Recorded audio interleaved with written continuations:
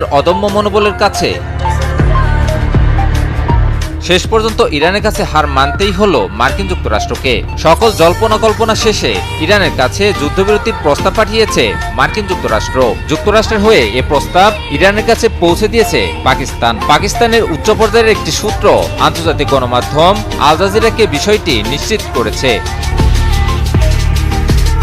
পাকিস্তানের উচ্চ পর্যায়ের একটি সূত্র আল জাজিরাকে জানিয়েছে, ট্রাম্প প্রশাসনের পক্ষ থেকে প্রস্তুত করা একটি প্রস্তাবনা ইরানের কাছে পৌঁছে দেওয়া হয়েছে। বর্তমানে সেই প্রস্তাবের উপর ইরানের প্রতিক্রিয়ার অপেক্ষা করা হচ্ছে।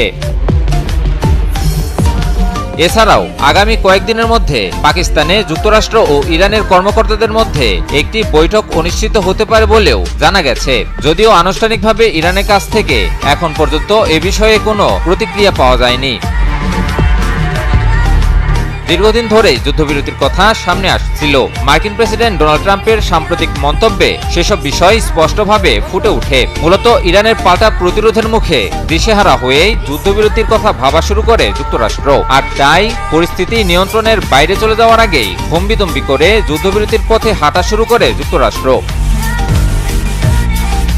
তবে জানা গেছে, যুদ্ধবন্ধে পাল্টা শর্ত আরোপ করে ইরান। সামরিক পাল্টা সক্ষমতা ও কৌশলগত অবস্থানের কারণে দর কষাকষিতে সুবিধাজনক জায়গায় পৌঁছেছে ইরান। ইরানের মতে শর্ত না মানলে যুদ্ধবিরতিতে যাবে না দেশটি। গত 28 ফেব্রুয়ারি ইরানে সরকার পরিবর্তনের লক্ষ্যে দেশটিতে সামরিক আগ্রাসন শুরু করে মার্কিন ইসরায়েলি বাহিনী। যুক্তরাষ্ট্র ও ইসরায়েল ভেবেছিল আচমকা চালানো এই হামলায় দেশটির সরকার ব্যবস্থা ভেঙে পড়বে এবং মার্কিন ইসরায়েলি লক্ষ্য সহজেই অর্জিত হবে। তবে অতি শীঘ্রই সে আশা নিরাশায় পরিণত হয়। ইরানের পাল্টা আক্রমণে দিশেহারা মতো অবস্থা হতে হয় মার্কিন যুক্তরাষ্ট্র ও ইসরায়েলকে। পাল্টা প্রতিক্রিয়ায় ইরান মধ্যপ্রাচ্যে অবস্থিত মার্কিন ঘাঁটি ও ইসরায়েলি ভূখণ্ডকে লক্ষ্য করে হামলা চালায়। ইরানে ছোড়া মুহুর্মুহ ড্রোন ও মিসাইলের আক্রমণে বিভিন্ন মার্কিন ও ইসরায়েলি স্থাপনা ধ্বংসস্তূপে পরিণত হয়। JBS holdings limited.